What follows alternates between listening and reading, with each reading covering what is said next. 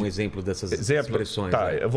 Tem várias. Por exemplo, então a expressão fala assim: aqui não entrará nenhum urinador de muros, mijador de muros. No hebraico tá assim, é homem.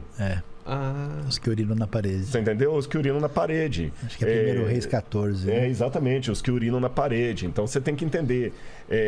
O problema, assim, não é tão simples de resolver. Eu gosto muito da Nova Versão Internacional, né? Porque eu estou na frente de um deles. Gênesis 20 tá um negócio muito doido quando acontece a confusão lá com a Sara, né? Diante do faraó, né?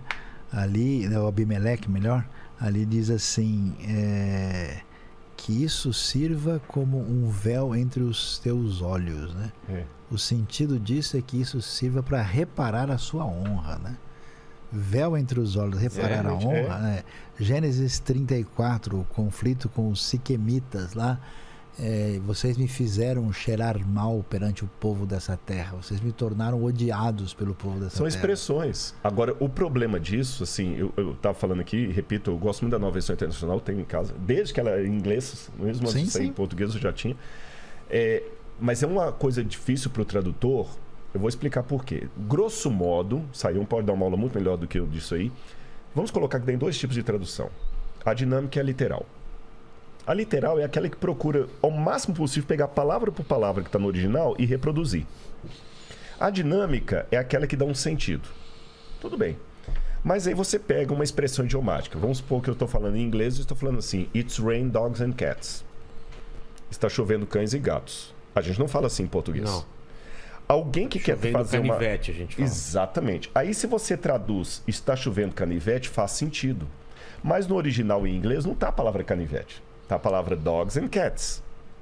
Você está entendendo? Se você traduzir está chovendo canivete, você está quase colocando uma paráfrase ali. Aí, para a Bíblia, alguns mais conservadores falam assim, realmente existe o risco? Peraí, você está colocando a sua interpretação no texto. Igual a Bíblia na linguagem de hoje, teve algumas escorregadelas dessa uma época, depois eles mudaram, né? Por exemplo, tem uma Bíblia católica, nada contra os católicos, é apenas um exemplo. Aquela Bíblia da Ave Maria, aquela... a Bíblia Ave Maria. A Ave Maria, né? Que estava assim, obedecei aos padres e não sei o quê. Na Bíblia não tá padre. Pais. É pais, tá entendendo? Aí colocaram os padres, né? Então, assim, você vê uma coisa... Mesmo o exemplo que ele deu lá arrebatado fui no dia do Senhor, de Apocalipse, tem 3 maneiras de você interpretar aquilo ali. Que no grego tá lá assim, Kyriake remera. Você pode interpretar aquilo, arrebatado fui no dia de sábado, que é o dia do Senhor, no domingo, que é o dia do Senhor, ou na volta de Jesus. Mas... para ser fiel ao texto, arrebatado foi o dia do Senhor. No dia do imperador. Ou no dia do imperador. Para mim é menos, mas tem essa, é verdade. Aí a Bíblia Mato Soares colocou, arrebatado foi num domingo.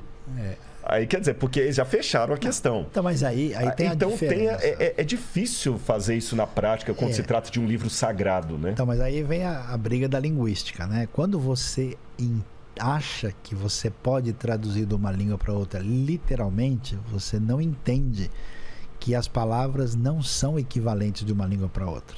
Esse que é o detalhe. Por exemplo, em português, você fala, eu não fiz nada. Você não pode, você tem 2 negativas para dizer. Numa outra língua, isso não funciona. Se botar 2 negativas, você está dizendo uma afirmativa. Então, por exemplo, a doideira que fizeram em Tiago 1:2. Meus irmãos, não tenhais a fé em nosso Senhor Jesus Cristo, tem acepção de pessoas, não tenhais a fé. Então não podemos ter a fé. Que coisa assim. E mais adiante é pior ainda, né? Tem de grande gozo quando caíres em várias tentações. Nossa. O texto está dizendo exatamente o oposto do que ele significa. O sentido ali, porque perasmos tem um sentido de tentação, mas não só. Ele também significa a provação. Então o sentido é quando passarem por várias provações. Então, na verdade, a palavra tem um campo semântico.